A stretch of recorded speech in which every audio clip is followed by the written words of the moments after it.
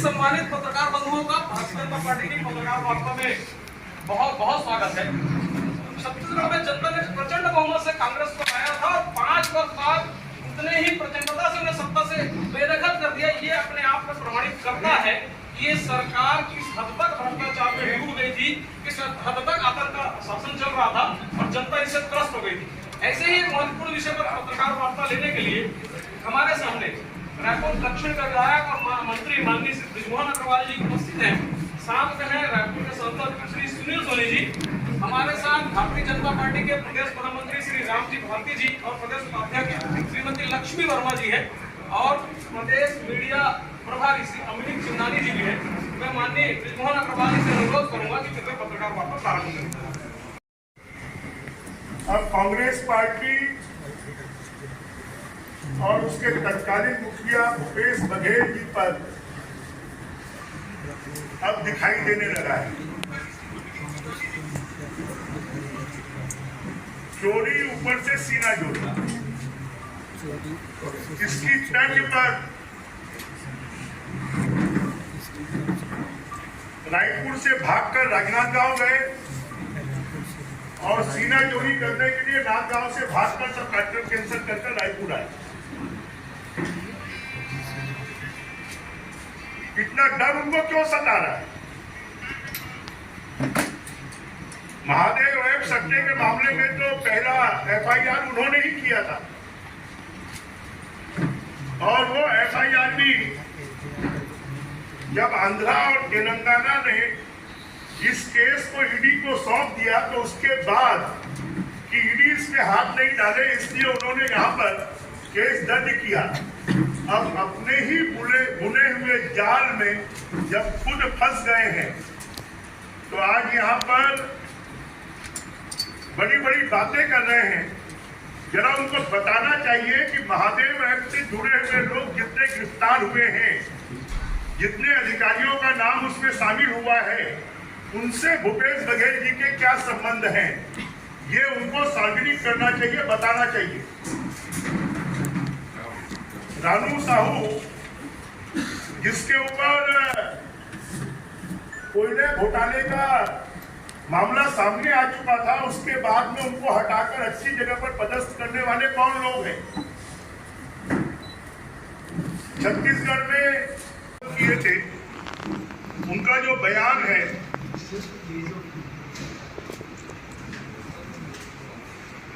उसको क्या वो सही मानते हैं कि नहीं मानते?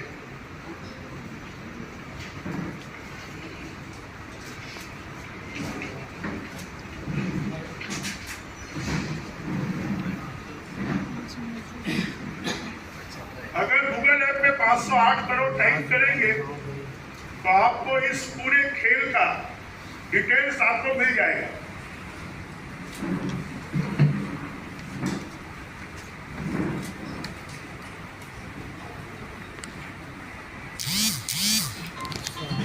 तक जितनी जांच हुई है उसमें जितने नाम आए हैं, पकड़े गए अभियुक्तों ने जो बयान दिया है उसकी सत्यता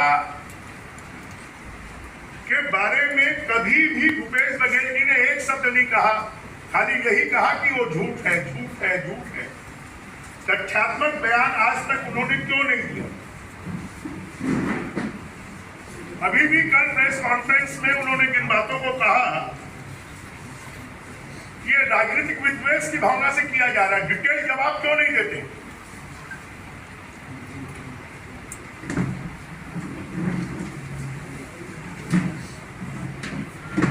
छत्तीसगढ़ के 10 लाख युवाओं को महादेव ऐप सट्टे में उलझाकर उनके पैसे को खाने के अगर कोई दोषी है तो कांग्रेस पार्टी और भूपेश बघेल है। तो ऊपर में विश्वास नहीं है।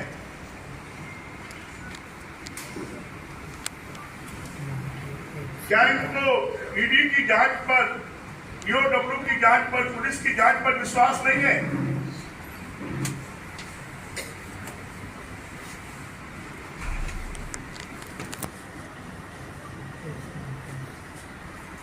यहाँ तक कि सुप्रीम कोर्ट ने एक मामले में बार बार जमानत के लिए आने के कारण 1 लाख रुपए उनके ऊपर में जुर्माना भी लगाया।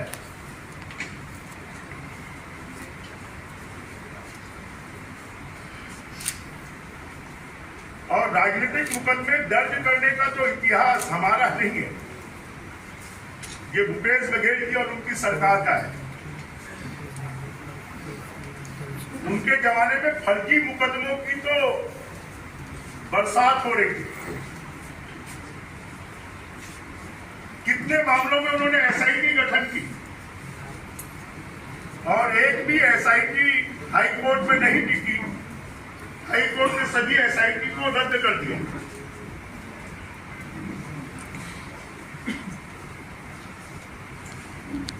काम कर रही है, भूपेश बघेल जी को उसमें सहयोग करना चाहिए, ना कि आके धमकी देना और जांच से भागने का काम उनको करना चाहिए।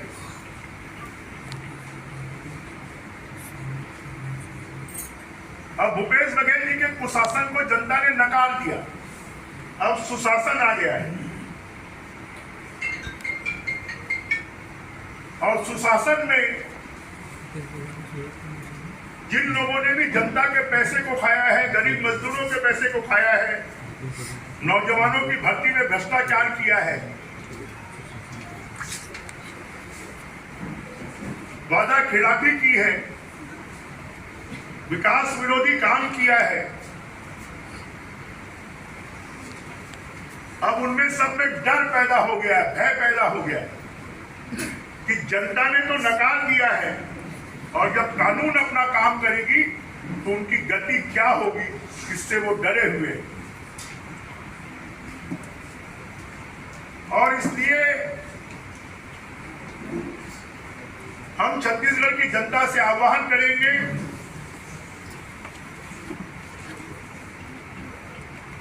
कि महादेव घोटाले के आरोपियों को, शराब घोटाले के आरोपियों को, गौठान घोटाले के आरोपियों को, धान घोटाले के आरोपियों को, डीएमएफ घोटाले के आरोपियों को जनता नकारे और मोदी जी की गारंटी पूरे करने वाले लोगों को फिर से छत्तीसगढ़ में 11 की 11 सीटों पे जिताए और ऐसे भयभीत और भ्रष्टाचारियों को उनके ठिकाने लगाए। ये हम जनता से आह्वान करते हैं। भाई को गीदड़ भक्ति कहते हैं, तो वो जो करते थे वो कौन सी भक्ति थी, जरा इसको भी बता दें। वरिष्ठतम मंत्री हैं। 4 मार्च को एफआईआर हुआ और 17 मार्च को जाकर के इसको लेकर कहा कि जानबूझकर जो प्रत्याशी बन गया। अरे इसके लिए तो जो प्रक्रिया है वो प्रक्रिया होगी। अगर आप कमजोर हैं, आपके पास में अरे पूर्व मुख्यमंत्री हो, पढ़कर तो हमारी कमजोरी नहीं हो, तुम्हारी कमजोरी है। इसी में एक शब्द उन्होंने कहा कि अधिकारियों का शब्द लिखा है, अधिकारियों का नाम नहीं है और मेरा नाम प्रथम पंक्ति में जोड़ा गया है। इसमें क्या कहेंगे? दूसरी बात, महादेव सट्टा में क्या कांग्रेस की संलिप्तता है? ये तो साबित हुआ है कि महादेव ऐप के सट्टे को, पैसे को विधानसभा चुनाव में उपयोग किया गया है। ये तो जांच में प्रमाणित हुआ है। विष्णु जी, ये कह रहे हैं कि अगर हमको प्रोटेक्शन मनी मिला है तो हमने 72 बार एफआईआर क्यों की है, कार्रवाई की है, लुक आउट नोटिस जारी किया है। जब उनको पैसा मिला था उन्होंने कार्रवाई क्यों की है?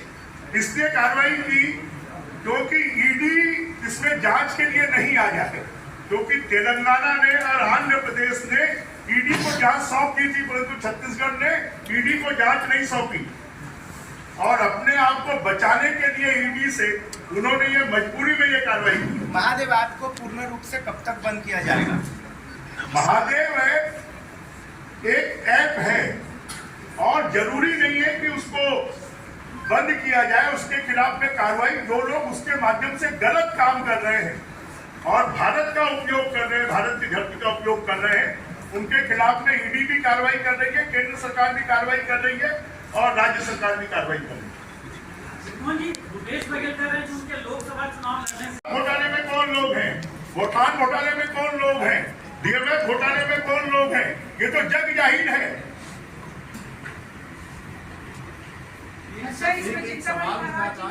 चलिए, बहुत बहुत धन्यवाद।